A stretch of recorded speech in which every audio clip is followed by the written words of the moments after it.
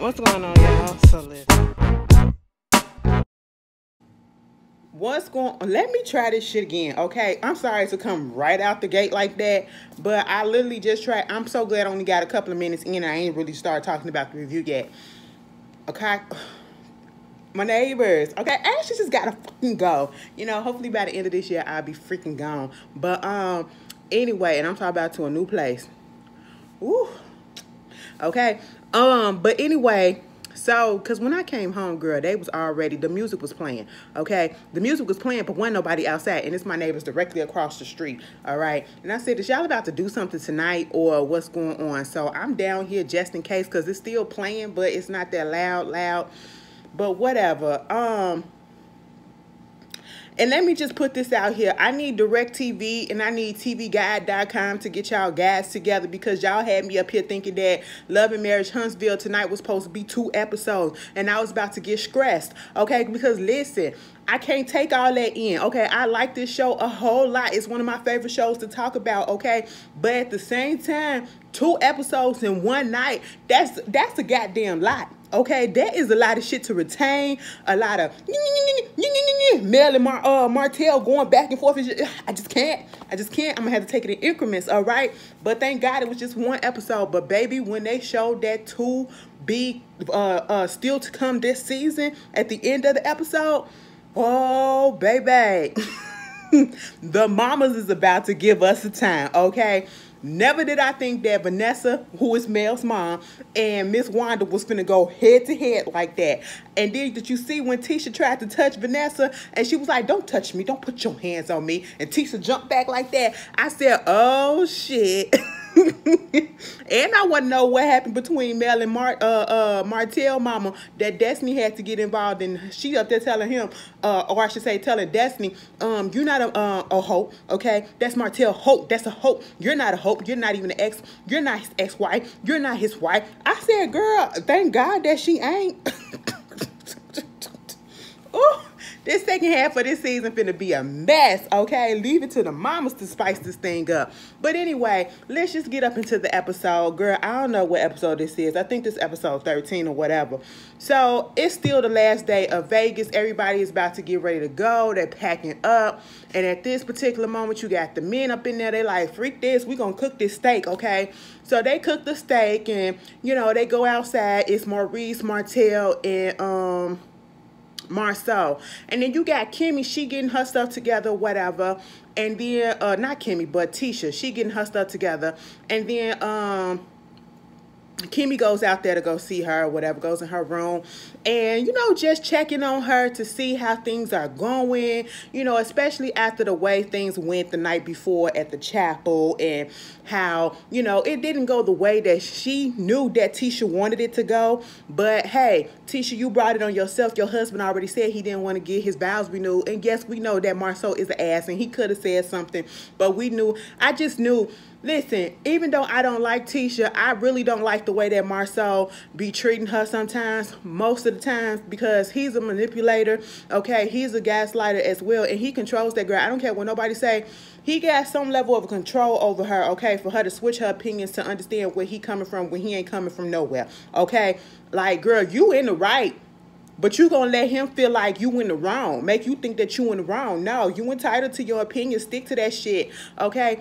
And at this point, she was like, she just didn't know, especially when they were talking about the depression stuff or whatever.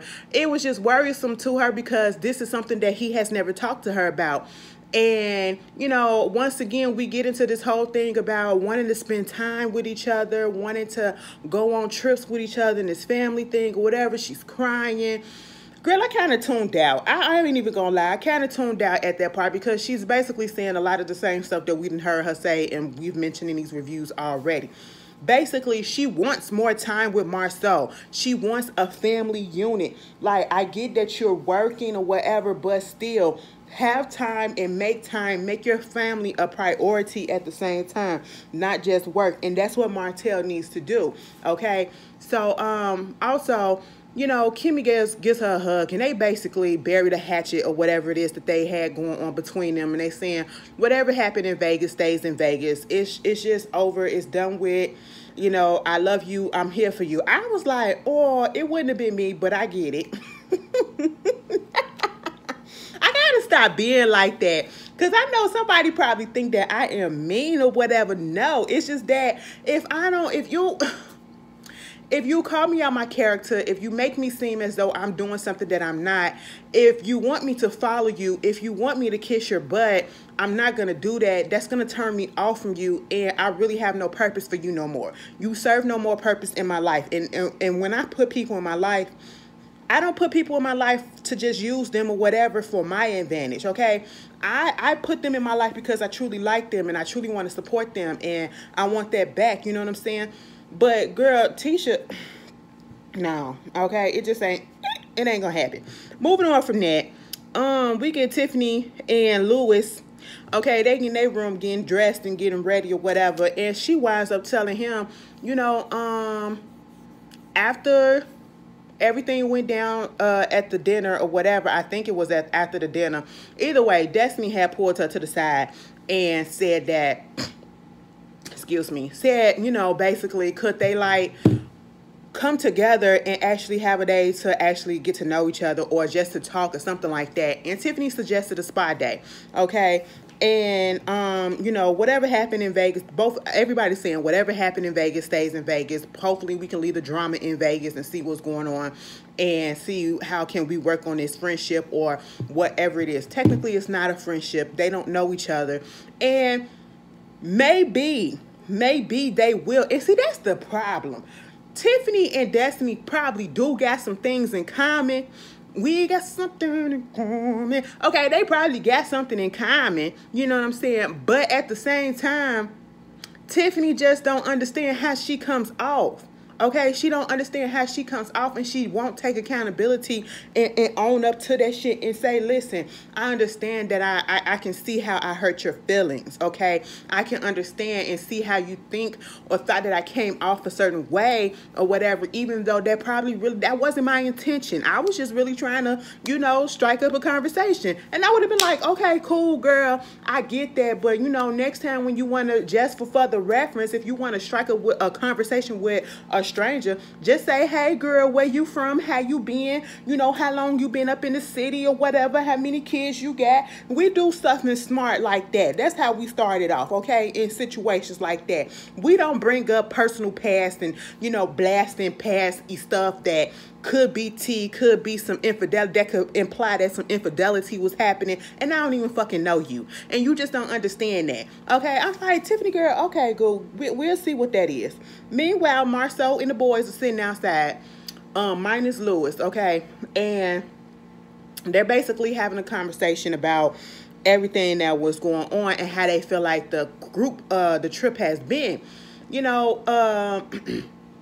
Marcel was like, listen, at the end of the day, after looking at some of the stuff that's been going on through this trip, like, they wanted it to be a good trip, and it was a mixed bag of nuts. That's basically what it was. It was good at one part. It was stressful as hell at the other part. Like, I don't want to go on no vacation. I'm going on vacation and celebrate my anniversary to get away from the stress, the drama, and all that stuff. And y'all done brought all that crap right to the vacation. I said, see, this is why I should have just been you and Tisha, okay? Y'all could have did a little party or whatever at the crib if you wanted all the friends to go.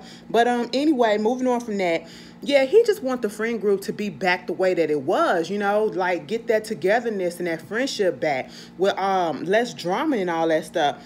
Then they started talking about, you know, him being depressed and opening up about that. And then Martel, you know, he interjects and he said, you know, given the things that he's been going through, he possibly could be depressed. And, you know, I at first was like, so everybody want to be like they depressed and all this stuff. But then when you think about it, all three of them got something to be depressed about. And I think somebody probably will feel like they're using that word a little bit too loosely. But I feel like a lot of people are depressed and don't realize it, okay? But I'm not finna diagnose nobody, but they like seeing symptoms, okay? You know, Maurice was talking about times that he don't even really want to. Was it Maurice or Martel? One of them. Yeah, Martel was talking about basically not wanting to get up and go to bed, go do nothing or whatever, stand in the bed all the time. And truth be told, Martel probably is, okay? Because he's he see how much of a turmoil his life has turned out because of the moves that he made. And so he could possibly blink. I'm not going to put that past him, and I'm not going to fault him for that or say nothing negative about that, because talking about depression, talking about mental health illness, mental illness, and anything like that, that is very serious. And, you know, it's a lot of people that deal with these issues, whether it is depression or it's just, you know, something else, okay? And sometimes it's better to recognize the signs, and sometimes you could be a functioning depressive, okay? I am one of those, all right? I said that at the end of my review last week. Like, I wasn't playing, okay? Like, shit just be going on that just makes you just go into yourself, and you just really can't. You don't want to wake up. You don't want to get out of bed. You don't want to go to work. And even like Maurice was saying, you know, you just get up. And even Marcel was saying that too. Like, you just get up and you're going to work, and it's like, that's it. You know, you're all grinding. You don't have no time to nothing else, you know. So to be quite honest, I'm going to say that I actually did like the conversation that they had amongst them, okay? Amongst the men, you know what I'm saying? And basically, it sounds like a whole bunch of stress is going on with these men, and you can tell, okay? And I'm going to say just about everybody, especially the men, because, and Marcel definitely, because y'all putting all the responsibility basically of the household onto your shoulders, and you want to do this and you want to do that. And Marcel, you're going to have to learn how to divide that up and share it, okay? So that you can alleviate that stress and everything off of you. Moving on from that, you know, Mel, you know, she said that the trip was a disaster. Basically, her and Martel, don't ever put them in under a roof together for days. Not yet. And like we all said, it was too soon for that to happen, okay? You know, moving on from that, Destiny, well, not Destiny. When we get back to Alabama, Mel is at her little office or whatever doing her little merch. You know, she gives us a little background. Some fan, you know, was telling her on social media when her Martel was going back and forth, I guess, told her, you know, you need to go off and go do something else. And what if God, talk to God or whatever, something like that. And she said, I did, and God said go. So that is her tagline of what she's selling on her merch, okay? And I was like, all right, that's cute. She was just telling Tiffany, because Tiffany came over there to see her. She said, listen, me and Mel, we got a whole bunch of stuff to talk about, because we ain't talked about nothing since we left Vegas, and stuff needs to go, okay? We just got to get some stuff on the ball. And I was like, what you talking about, girl? Now, see, all this drama had made me forget the reason why Tiffany truly was on the show, got introduced on the show before we found out that she was going to be a cast member, was because she was working with Mel to get her some internships, interns from the colleges, the HBCUs down there. And Tiffany is trying to get that on the ball, get that ball rolling, and she wants the interns to come in before the fall semester starts, like get them established and everything. So that's what they was talking about.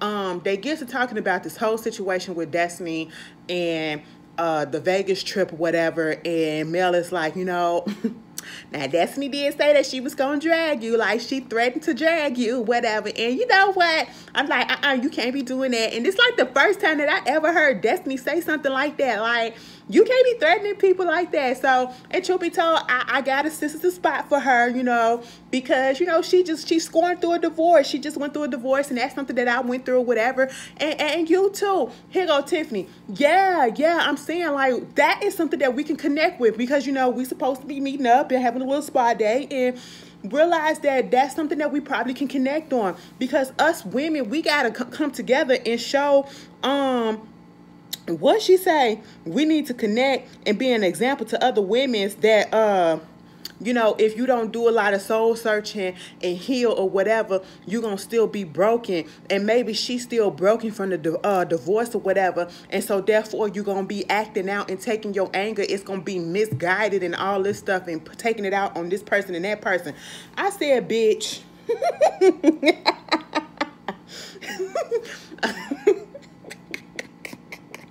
Tiffany's so self-righteous sometimes. But let me tell you this. In any other situation, but if Tiffany came in on a good foot and Destiny was being mean to her for no reason, then that would apply what Tiffany said, okay? But no, girl, let's not say that that's the real reason, like, she doing all of this and she coming at you or whatever because she broken inside and she going through what she going through because of the divorce and, you know, it's misplaced anger and all that stuff. Nah, girl. Now, girl, you brought her relationship up into this shit when you told her some shit about her ex-husband, okay? She mad at what you said, all right? And you just don't realize it's a time and a goddamn place. I just don't understand why Tiffany don't get where we coming from. Like, girl, do you watch the show and see how you came off? Do you read social media and see that we are trying to tell you exactly where the hell you went wrong? Girl, you probably older than us and you can't understand that. Bitch, you can be smart, but you ain't all the way smart. You ain't common sense smart because you wouldn't have said that shit. And if you would have said it, all you had to do was apologize. If somebody tells you that you offended them, say I'm sorry. And don't say if or don't say but. Just say I'm sorry. Because there's no discussion. They are offended. Just say sorry, okay? Or say, my bad, bitch, that wasn't my intent. And I'm sorry that you took it that way, okay? That's it. And this whole thing would have been over. And I'm like, damn, Tiffany, you can't see where you play up in this shit? She ain't just coming at your ass for no reason or whatever. Meanwhile, we get to Martel, who take his son to, like, this batting range that also is a gym that Louis was at with his sons, okay? And, you know, they up there hitting the ball, throwing the ball, and all that stuff. And they get to talking, let the boys do whatever they was gonna do. You know, Martel had to say, yeah, Martel Jr., he got that arm. You know what I'm saying? He just like his daddy, you know what I'm saying? He got that arm. I said, shut up. I hope he don't. Let me stop. I don't want to do that. I hope he don't turn out like his philandering ass daddy, okay? And I'm talking about cheating. You know, treat your woman right, okay? That's what you need to do. Meanwhile, they go over there, Louis and Martel, to go lift some weights and stuff. And, of course, they start talking about this situation with what happened in, you know, Vegas. Louis brings it up and, you know, trying to see, is it really like that between him and Mel, between Mel and Martel? Is it really that volatile like that? Because it was a mess. And even Louis had to call him out and say, if we had not got between y'all, them 2 nights that y'all got into it, like, listen, something would have happened. And that's, do you even think about, you know, taking some anger management classes or whatever? Because Martel feel like, you know, he got this shit under control, and he really don't. He really don't, because you shouldn't be bucking up at that woman just because she talking to you, okay? And she probably saying some things that you don't like, but you shouldn't be bucking up like you gonna do something. And that's exactly how he did. Even though, you know, in that second argument, Mel was pushing the line because she should have just shut up when he walked out, all right? Like, girl, anyway. But he started talking about somehow he about to talk to Mel, trying to get full-time custody of the kids because Mel ain't never home with all her stuff that she got going on, and it seemed like the kids being raised by babysitters, and I don't want my kids being raised by babysitters and having this type of influence and that influence on them or whatever. And I'm like, sir,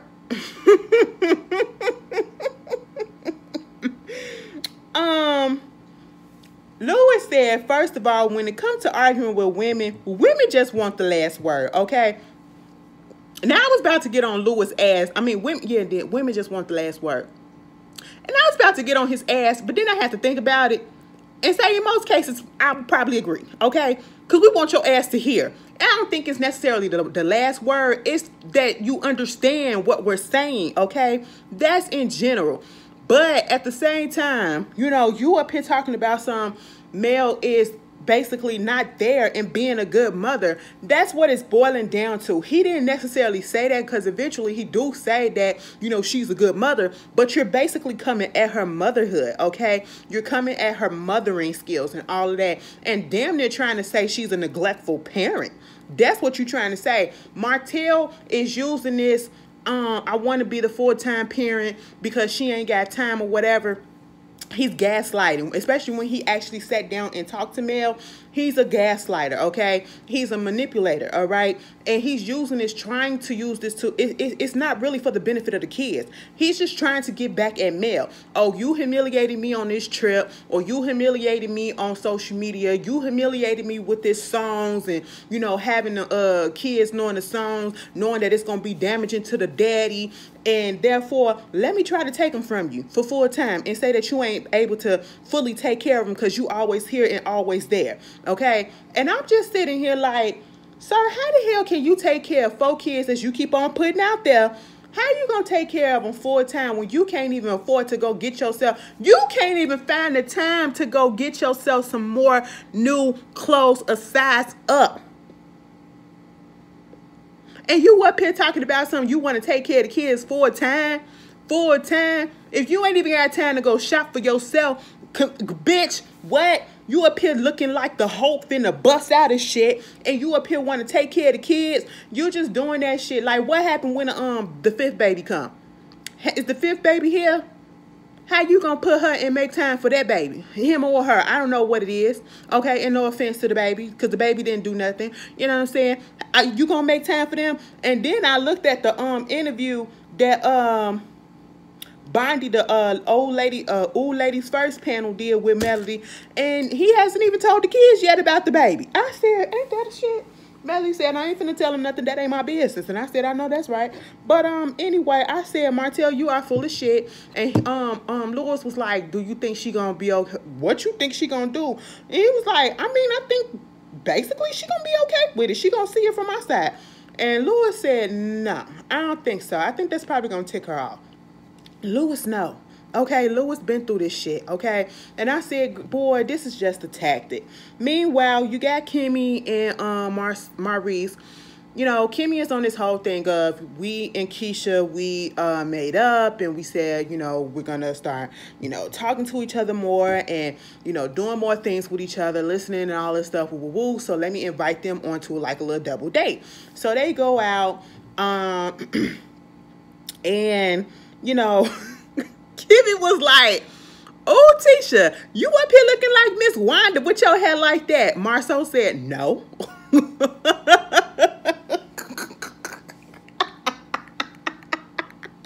Baby, he was offended. He said, offended. Baby, I feel like, oh, girl. What's her name? Cleo, that be doing the words.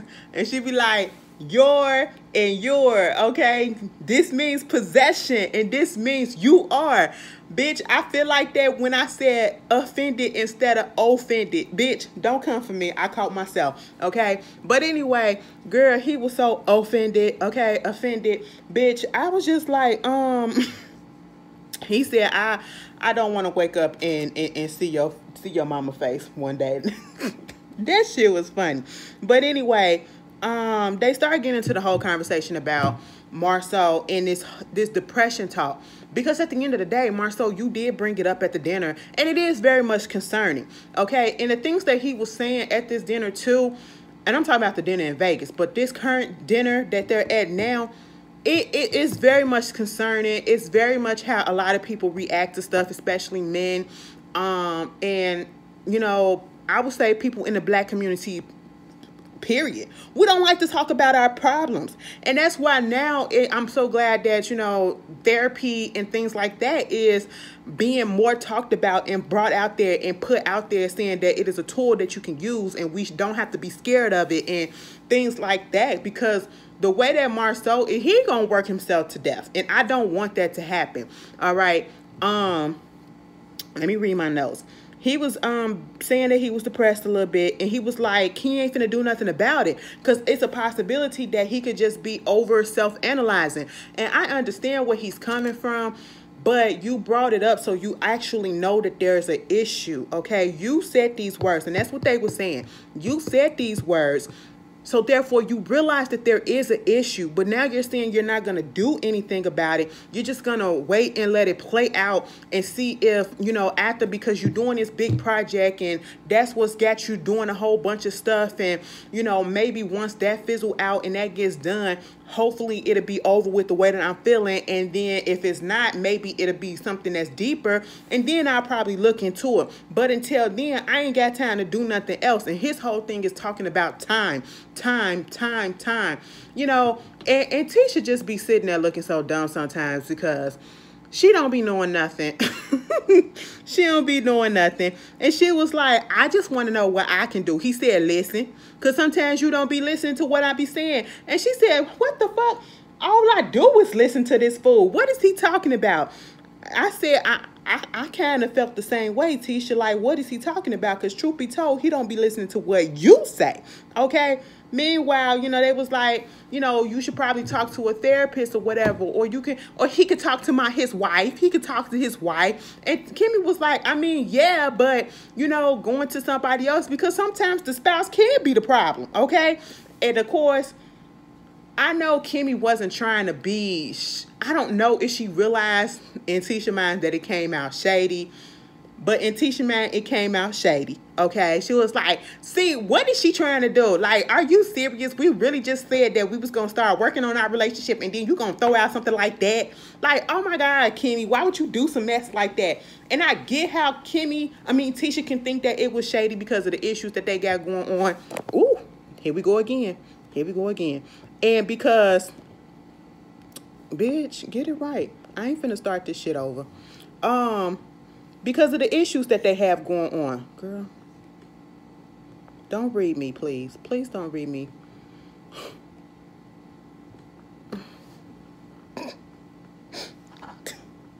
What is going on? Because of the issues that they got going on or whatever. But at the same time, and the shit crooked, bitch. There we go. Y'all like, Ashley, we too late in the game for this. I know. But I don't think Kimmy realized how it came off. And I don't think Kimmy was really trying to comfort her. But she just trying to say that sometimes people don't want to go to their spouses because maybe it is an issue with their spouse. But that shit hit Tisha hard because, you know, they got issues. They ain't been communicating like that. And she know they got issues, okay? So that's that. But, you know, Marcel basically said, you know, he don't have the time to fix the problem. And, you know, they was like, you just need to learn how to turn it off, okay? Turn things off. You can't constantly be working and doing all of this all the time and you're not thinking about anything else. What about your family? What about your friends? What about life or whatever? And it's literally saying, are we living, what is that saying? Like, are we existing to live or we living to exist or some shit like that? Y'all know what I'm saying. Bitch, somebody will correct the saying in the comment because it's vital to this, okay? And his whole thing, yeah, you know, it's a disconnect because, you know, it's like it's a disconnect as to what his purpose is. Growing up poor, it's like you trying to find your, oh, shit. Trying to get what you're supposed to get or what you're trying to get to. And it's like when I finally get up out of that situation of poverty or whatever and I get successful, is it worth the cost, you know, that it takes to get there at the end of the day? And Tisha was getting upset with him because of the fact that he was saying that he wasn't going to get help. She was like, she got an aunt. That's what happened to her aunt. She had an aunt that had a lump in her chest. She didn't get it looked at until it was at the last minute and come to find out it was spreading and she passed away from it. I guess it was cancer or something. And that is what she was trying to tell him. And that's what I want everybody else to, if you feeling some type of way, and I know sometimes when you're depressed or you feeling some type of way, it's hard to talk to other people. It's hard to talk to people that you know sometimes because you don't want to feel judged. Go to a hotline, go to something else, or go talk to your doctor or whatever. Maybe they can give you some suggestions to some therapists or whatever, because that's what I'm in the process of doing myself. All right. You don't want to keep holding on to that stuff. And he keeps on, one of the things and words that kept coming up was about stress. And stress is a killer, okay? Especially in the African American community. That is a killer. You know what I'm saying? And stress raises your blood pressure and all of that shit. Blood pressure rises, leads to strokes, leads to heart attack, leads to a whole bunch of stuff, okay? And you sitting here talking about something you don't want to get help for at this point. You got to provide for the family. But baby, if you don't get help for it, you probably won't be here. And I know that's a little bit extreme, but I'm saying, you saying that it's been going on for a minute. So, like, come on, you have to do something to alleviate that, okay? He needs to learn balance. He needs to learn how to prioritize things, you know? And that's just, you know, Maurice even said, listen, we can get together and, you know, go to therapy together. Marcel said no. I said, he's just so stuck in his ways. He one of those people that he's not going to do nothing until something happens. That's all. That's basically what it comes down to. But at the end of the episode, we get Mel and Martel meeting up. This whole shit was gaslighting to its finest, all right? Basically, he was trying to tell her that he wants the kids full-time, okay? He wants the kids full-time. Talk about, before they get into that, talking about them getting into it in Vegas, and they need to come to a point where they don't get into it like that all the time. And what are your triggers? We don't know each other's triggers and stuff. And that is true, because they was triggering each other all up and down. And he was like, I mean, we had ups and downs. And she was like, you have a lot more downs. And, you know, he was like, he was trying to apologize, but Mel really wasn't buying it, okay? And then she was like, this the first time, he said, he flipped it on her and said, oh, you talking about apologies. I ain't never got an apology from you. I only got one apology from you in 12 years, and you done most stuff to me. I said, it's always a tit for tat. I'm trying to one up this girl to make her seem worse than the mess that I've done. It ain't nothing worse than what you done, Martel. Mel can go out there and fuck around and come out that she was cheating. I ain't saying that this happened. I'm just saying as an example. It could come out and say that Mel was cheating, but at the end of the day, Mel didn't bring home no STD, and I ain't saying that he did. Mel didn't bring shit home. Mel didn't bring shit home, okay? You brought home a whole baby. That's what you did. You went out there and made a whole baby, and that's what made the situation worse with your ass, okay? And so therefore, because you know you messed up, you trying to make it seem like, oh, she messed up too. She probably did, but bitch, it's about you at this point. That you topped it, no matter what, you know? And he was like, you was going out there to hotel rooms, and she said, by myself. By myself. Listen, nigga, you didn't disrespect me for 12 years all the time, okay? And she was like, women just don't get up and leave for no reason, all right? You up here disrespecting me for years, and if you really cared about your image, you should have been caring about it then before you start sticking your penis up in anybody else, other women and stuff, and then had a baby, you know? And so he like, why you being so loud and disrespecting me in public? I'm not doing that to you. I said, no, Martel, don't do that. Don't do that. Then he get into talking about the babysitters and, oh, you got like 10 babysitters. She was like, no, I don't. Okay, like 4 or 5. No, I only had 2. Well, the other day or the other week or so, whatever the last time, you had 3. She said 3 my ass, and one of them motherfuckers was your cousin. So what are you talking about? Talking about he trying to make it seem like it's strangers coming in and out watching his kids or whatever. And it's so crazy that all of a sudden he's so worried about the kids and the kids and the kids and the kids. But if you was worried about your kids and you wanted your household to be together, you wouldn't have did what you did to break up the household and to put y'all into the situation that y'all are in now, okay? Melody had to run down that whole thing. It was his cousin, it was her mama, and it was her brother. The same people that always be around them goddamn kids, okay? And he trying to make it seem like it's something else, and he trying to track her. She said, bitch, you trying to track me or whatever to use that shit against me, and it ain't gonna freaking work, okay? That's basically what it is. It ain't gonna work, all right? He was like, well, if you go out of town, because she said, he's trying to make it seem like she's just leaving these kids alone or with strangers or whatever for her to go out here and lollygag and do all this or whatever. But it's actually for work and speaking engagements and stuff like that. And I'm pretty sure when they were together, they were still doing speaking engagements and stuff. So they had people come in and babysit. But now that they're divorced, oh, you feel some type of way. And because Mel is doing better than you, you thinking that she ain't got time for the kids. And basically trying to make it seem like, you know, she not putting the kids first. That's literally what he said. You're not putting the kids first. And I said, how dare you come at her like that? Bitch, you ain't got shit going on, so you probably can take care of the kids because you fucked your life up. All right? But then again, you said, it'll be hard. It'll be hard, stressful, whatever, trying to take care of 4 kids. But, you know, I have to adjust. I said adjust when you put that 5th one in, too. And let's see how you do that. Man, Martel got his goddamn nerves. And you know what, Melanie? Truth be told, if Martel wasn't such an asshole, I could understand where he's coming from. Because, you know, maybe you do need to be home with the kids a little bit more. But just because you got kids, that don't mean that you shouldn't stop doing what you need to do. If they're taken care of and ain't no reports coming back that anything happened to them, he's just doing this to gaslight her, okay? He being petty, all right? He's trying to use it against her. But at the same time, I can kind of see where he's coming from. But he's such a dick when he says stuff. So, that was Love and Marriage, Huntsville. File a petition. I'm just going to do what the judge order. I said, girl, y'all get the hell up out my face. Ooh, this is Love and Marriage, Huntsville. Y'all see, I get on here and I just talk my ass off. Y'all tell me how y'all felt about this episode. And I will see you guys later, all right? Peace.